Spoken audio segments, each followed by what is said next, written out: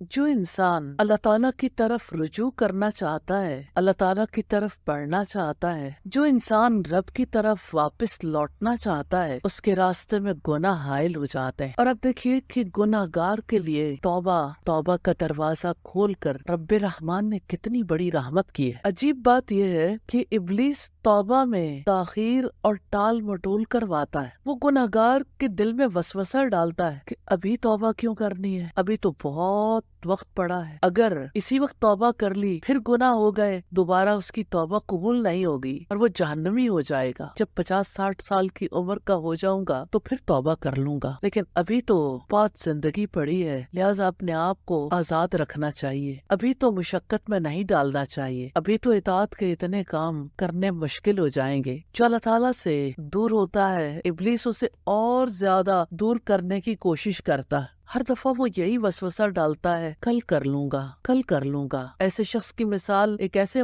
مسافر کی ہے جو زیادہ راہ تیار نہیں کر پاتا اور یہ سوچتا ہے کہ کل تیاری کر لوں گا، کل تیاری کر لوں گا۔ جو شخص توبہ نہیں کرتا وہ بھی اسی طرح ٹال مٹول کرتا ہے حتیٰ کہ موت آ جاتی ہے۔ پھر انسان اپنے رب سے کہتا ہے مجھے دنیا کی طرف واپس کر دے تاکہ میں چھوڑے ہوئے نیک عمل کر لوں، پھر توبہ ہو نہیں پاتی۔ موت کی مدہوشیاں چھا جانے سے پہلے توبہ کر لینی چاہیے۔ شیطان تو اس وقت بھی حملہ آور ہو جاتا ہے کہ ابھی کون سی جلدی ہے، ابھی تو عمر پڑی ہے، ابھی تو آپ کے پاس وقت ہے، تاخیر کے چکر میں نہ پڑیے، دنیا تو دلدل ہے، دلدل میں دھس گئے تو توبہ کا منصوبہ دھرے کا دھرا رہ جائے گا، رب کی طرف نہیں لوٹیں گے تو آنے والی زندگی کے بارے میں سارے خواب دھرے کے دھرے رہ جائیں گے۔ یا اللہ ہمیں تاخیر سے، ٹال مٹول سے، عذر سے بچا لیجئے، الہی ہمیں توبہ گزاروں میں شامل فرما لیجئے، آمین ثم آمین۔